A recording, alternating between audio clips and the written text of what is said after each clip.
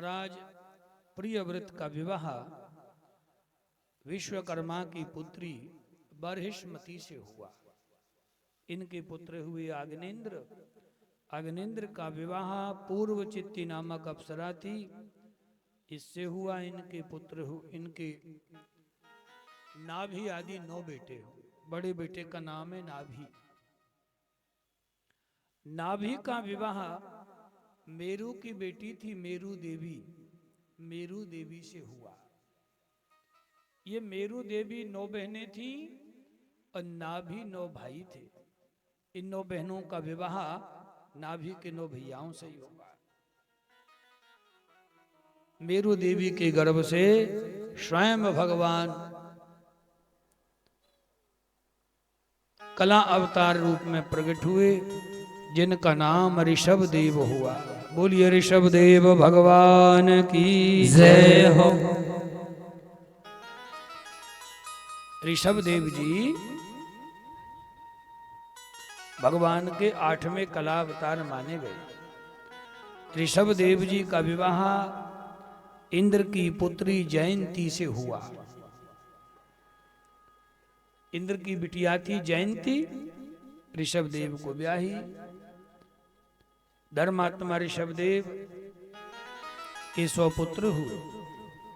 बड़े का नाम है भरत।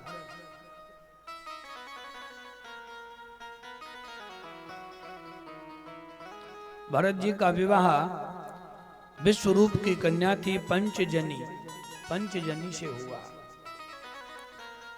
इनके 5 पुत्र हुए। महात्मा ऋषभदेव बड़े पुत्र भरत को राजगद्दी सौंप करके अवधूत बन के भगवान का भजन करने चले। इन्हीं के 9 बेटे नव योगेश्वर कहलाए। 81 पुत्र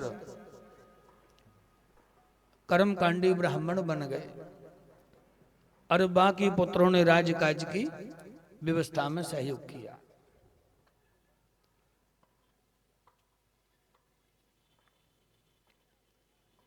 भरत जी ने 1 करोड़ वर्ष तक राज्य किया।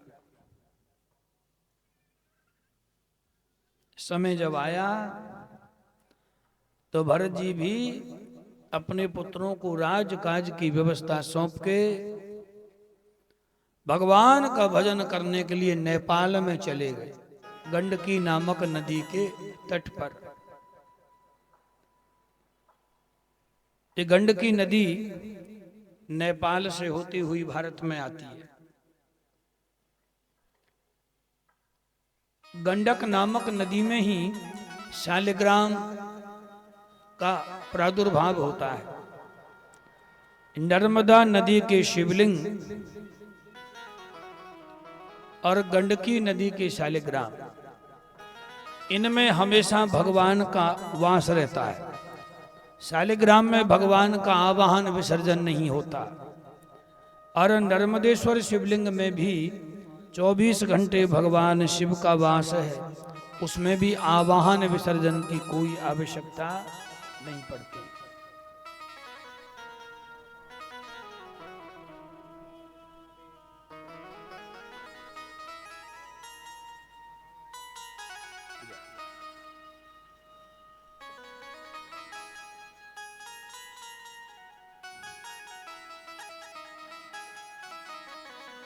तो पुलह आश्रम चक्र नदी गंडकी के तट पर पहुंच गए और भगवान का भजन प्रारंभ किया। कई वर्ष बीत गए। जैसे जैसे भजन में मन रम रहा था, आनंद आ रहा था, एक दिन एक घटना हुई। एक हिरणी पानी पीने आई। ये नदी के तट पर बैठे बैठे माला जप रहे थे। वो पीछे पानी पी रही थी। अचानक शेर ने ऐसी दहाड़ मारी तो शेर की दहाड़ सुन के हिरणी घबरा गई और नदी में ही छलांग लगा दी। घबराहट के कारण इसके गर्भ का बच्चा तो बाहर आ गया लेकिन हिरणी के प्राण नहीं बच पाए। मृग शावक जिसका अभी अभी जन्म हुआ, तो ये बच्चा पानी में तैरता हुआ धीरे धीरे बह के जा रहा था। अब जहां माला जप रहे थे, सामने जब पानी में वो तैरने की आवाज आई, तो भरत जी की आंख खुली। आंख खोलते ही देखा कि छोटा सा हिरणी का बच्चा, हिरण का बच्चा दौड़ते हुए पानी में बहते हुए जा रहा है। बस दया आ गई। ऐसी दया आई, इस बच्चे को पानी में नहला धुला के और गोदी में लेके उठा के कुटिया पे ले आए। कभी कभी दया आफत बन जाती है। आसक्ति का कारण बन गई दया। बच्चे को लाए, सेवा करने लगे, भोजन का इंतजाम किया। जो खुद खाते वही बच्चे को खिला देते। अगले दिन अब विचार कर रहे हैं कि भजन करने कैसे जाए, इस बच्चे को क्या करें। तो मन में भाव आया, एक काम करें, आज यहीं बैठे भजन कर लेते हैं कुटिया में, नदी पे ना जाए। अब कुटिया में माला लेके बैठे तो ये छोटा सा बच्चा गोदी में बैठ गया। अब थोड़ी देर तो बैठा, उठ के चल दिया। अब कभी दौड़ के भाग के जाए, कभी भागते हुए दौड़ते हुए आवे, कभी कमर चाटने लगे, कभी कान चाटने लगे, कभी चक्कर काटने लगे। अब इसके किलोल देख देख के, इसका मृग शावक की बाल लीला देख देख के मन की आसक्ति रम गई। भजन ध्यान नियम सब छूटता चला गया। ऐसी ममता लगी। एक दिन ऐसी घटना हुई, अंतमति सुगति, अंतिम समय आ गया। अंतिम समय भी इस हिरण के बच्चे का चिंतन करने लगा। यदि मेरा देह समाप्त हो गया, मैं मर गया, तो हिरण के बच्चे की रक्षा सुरक्षा कौन करेगा। इसे तो हिंसक जानवर, जंगली जानवर मार डाले। ऐसा हिरण के बच्चे का चिंतन करते करते भरत जी का देहावसान हो गया। मरते समय हिरण के बच्चे का चिंतन किया, तो उसी जंगल में अगली योनि में हिरण बन के ही आए। अंतिम समय मन जहां रम गया, तो समझ लो वहीं से आसक्ति शुरू हो, वहीं से गति शुरू हो जाए। ऐसा भाव है। अब हिरण की देह में इनको पिछले जन्म की याद थी, जो भजन किया उसके सत्कर्म के प्रभाव से। ये भक्ति का बीज, कोई ये ना सोचे कि मैंने 5 साल भक्ति करी और बाकी समय निकल गया तो ये बेकार हो गई। ये बेकार नहीं होती। किसी कारण देह छूट गया, आपने 6 महीने भजन किया, 4 महीने भजन किया, 10 साल भजन किया, 20 साल भजन किया, पूरी जिंदगी नहीं कर पाए, तो ये मत समझना कि 10-5 साल का जो भजन है वो बेकार हो गया। नहीं, आप अगले देह में जब जाओगे, अगले जन्म में, तो ये भक्ति का बीज उस समय प्राकट्य हो जाएगा। और जैसे ही ये अंकुरित होगा, तो फिर पुनः भक्ति का सृजन शुरू हो जाएगा। फिर भक्ति करनी शुरू कर दो।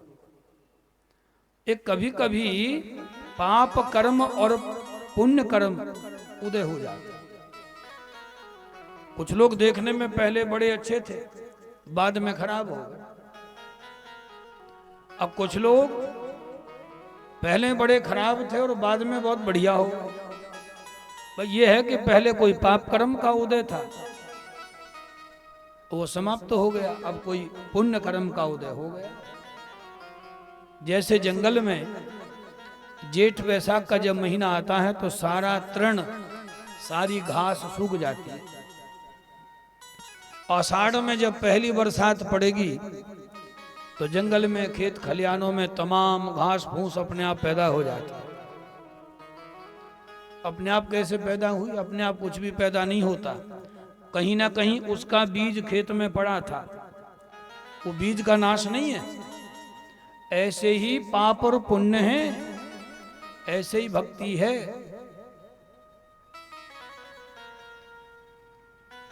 ये चलती रहती है। हिरण की देह 10-20 साल की, सहज हिरण की देह छूट गई गंडकी नदी में। तीसरे जन्म में भगवान ने ऐसी कृपा करी, पुनः मनुष्य बनाया। ये मनुष्य जीवन दोबारा भी मिल सकता है। कुछ लोग सोचते हैं कि एक ही बार मिलेगा, बार बार तो मिलेगा नहीं, अभी खा पी लो, मौज मार लो, फिर कौन पूछने वाला है। अगर तुम मनुष्य बन के मनुष्यता का कर्म करोगे, जो मनुष्य के गुण हैं उन्हें अपनाओगे, तो भगवान दोबारा भी कृपा कर सकते हैं।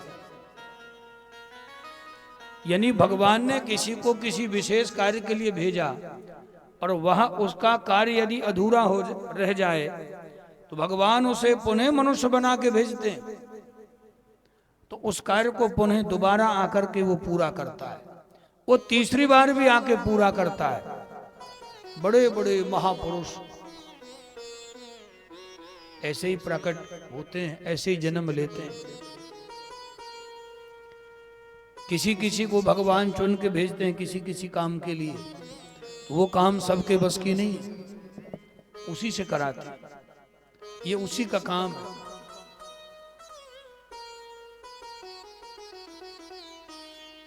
मनुष्य बनाया अंगिरस गोत्र के ब्राह्मण, उनके घर में बालक जन्म लिया। कई भाई थे, 7-8 साल का हुआ। इस बच्चे का नाम तीसरे जन्म में भी भरत रखा। पिताजी ने बुलाया, लकड़ी की तख्ती पे 2-4 छोटे छोटे मंत्र लिख दिए। कहा बेटा इन मंत्रों को याद करो, हम लोग ब्राह्मण हैं, रात दिन मंत्रों की आवश्यकता पड़ती रहती है। बुद्धि बड़ी तीव्र थी, पिताजी ने एक एक बार मंत्र को बोल के पढ़ाया तो ये कई बार पढ़ने में कंठस्थ हो गया। लेकिन सोते समय विचार करने लगे कि पिताजी को इन मंत्रों को सुना दिया तो कल पिताजी नवग्रहों की शांति वाले मंत्र लिख देंगे,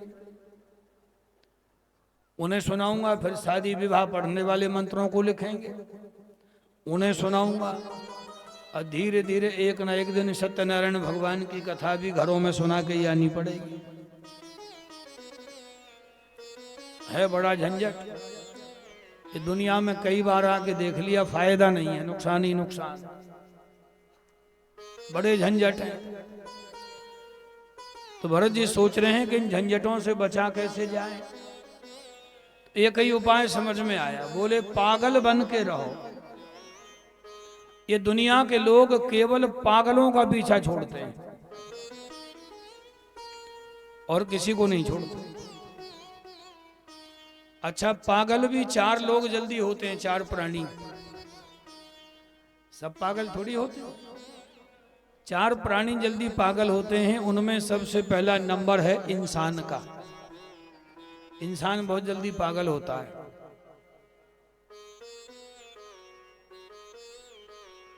दूसरा नंबर है हाथी का, हाथी भी पागल हो जाता है, बिछड़ जाता है। तीसरा नंबर है कुत्ते का, कुत्ता भी पागल हो जाता है, और पागल कुत्ता किसी को काट ले तो उसे भी पागल बना देता है। पागलों की संगति में जो पहुंच जाए वो तो खुद ही पागल हो जाता है। पागल कुत्ता जिसे काटे तो उसे भी एक दिन पागल बना जाता है। चौथा नंबर है सियार गीदड़ का, गीदड़ भी पागल हो जाता है। ये 4 प्राणी जल्दी पागल होते हैं। तो भरत जी ने सोचा आप पागल बन के रहो, ये पागलों का पीछा लोग छोड़ देंगे, अन्यथा तो और कितने भी उपाय कर लो ये पीछा छोड़ने वाले नहीं। अब मंत्र तो याद था, पिताजी ने सवेरे बुलाया, बेटे हमने जो मंत्र लिख के दिए याद किए? बोले हाँ पिताजी वो तो कल ही याद हो। तो सुनाओ। अब मंत्र सुनाने लगे तो जानबूझ के बीच में से आधा मंत्र सुनाया, आधा रोक लिया।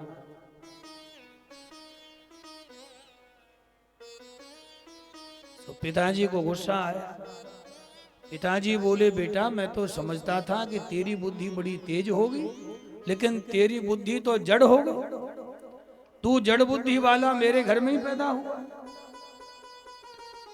गुस्से में पिताजी ने जड़ बुद्धि वाला कहा तो पूरे अड़ोसी पड़ोसी, पूरे मोहल्ले वाले, गांव वाले सब जड़ भरत ही जड़ भरत कहने लगे।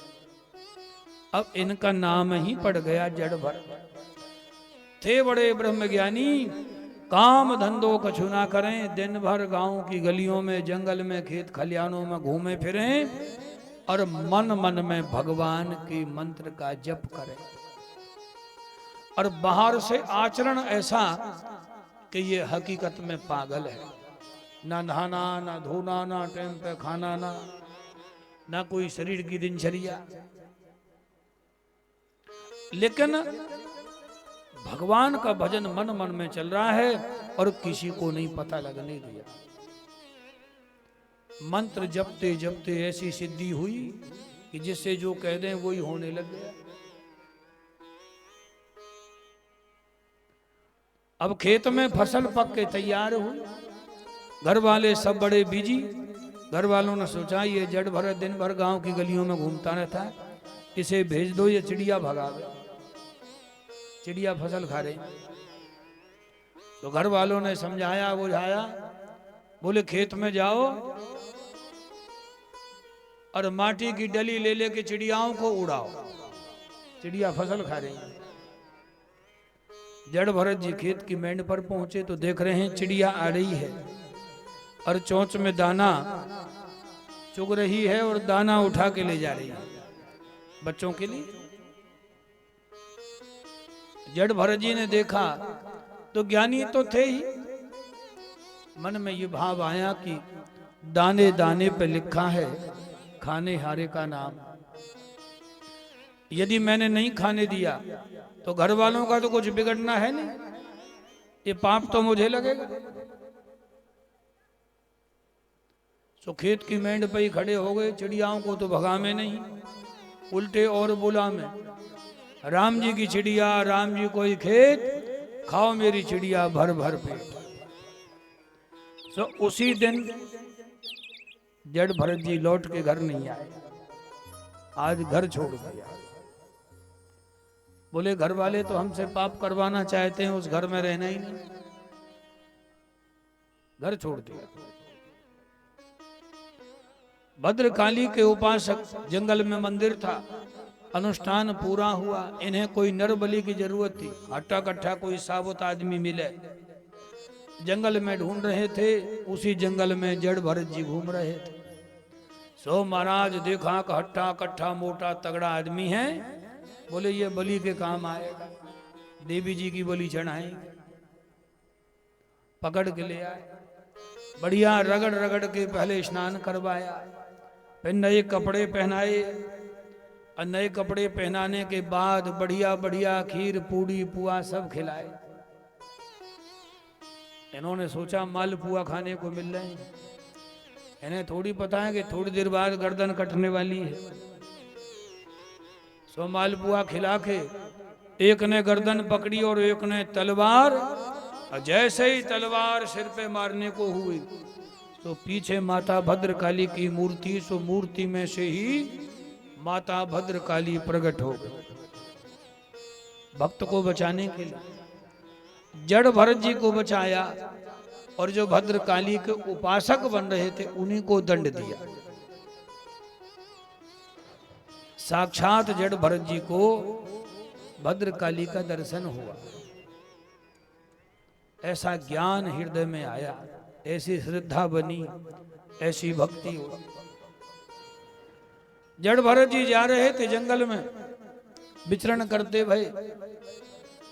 सिंधु सौवीर देश का राजा रहुगण पालकी में बैठ के कपिलाश्रम जा रहा था कथा सत्संग सुनने।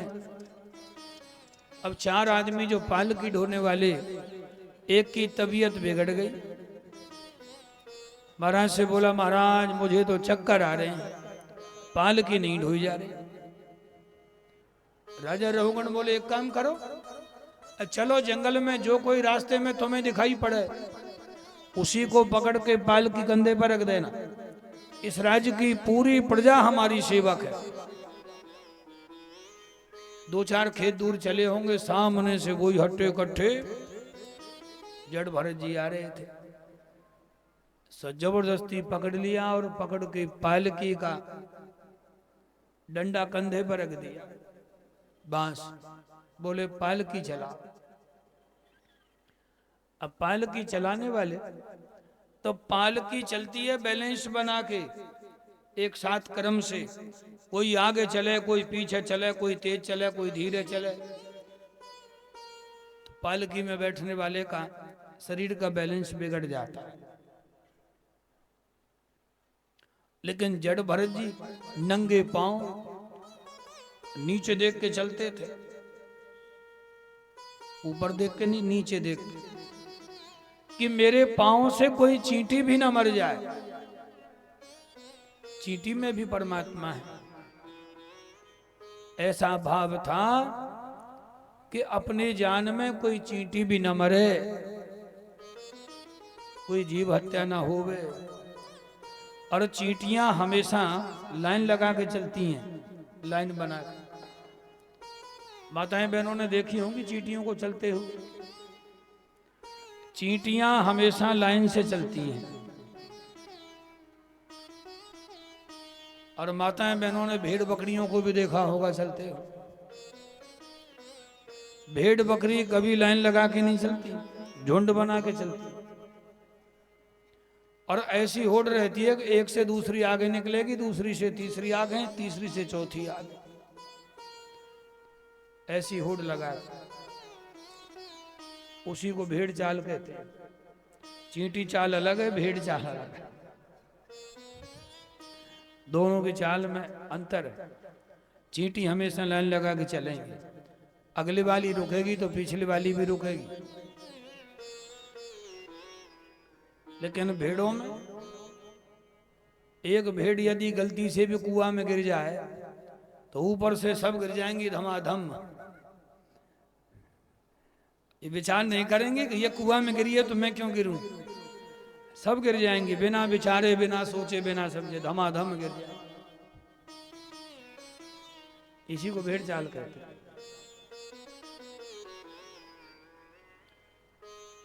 जड़ भरत जी ने अब जैसे कंधे पे पालकी रखी है, चींटियों की लाइन बचाने के लिए जैसे ही उछल के आगे छलांग लगाई तो पालकी का बैलेंस बिगड़ा, राजा रहुगण का सिर लगा।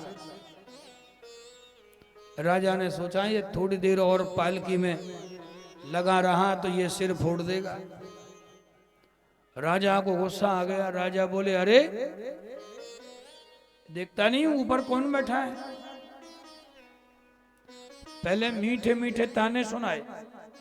राजा ने कहा कहारों से, अरे लगता है तुमने कोई दुबले पतले आदमी को जोड़ लिया, इतना भारी ये कैसे उठाए, ये तो खुद ही मरने वाला है। पहले मीठे ताने सुनाए और जब गुस्सा आ गया तो बोला, है सीधे सीधे चलने ऐसी मार मारूंगा कि 3 जन्मों की याद आ जाए। इतना हट्ठा कट्ठा मोटा तगड़ा होके थोड़ा सा वजन नहीं उठाया जा रहा। जड़ भरत जी ने सोचा यदि आज चुप रहे तो लोग कहेंगे कि जड़ भरत जी का वजन जिसने उठाया उसका कल्याण नहीं होगा, आज बोलना चाहिए। जड़ भरत जी बोले, राजन भार नाम की कोई चीज है तो उठाने वाले के लिए है, और आप कहते हो कि ऊपर कोई और बैठा है।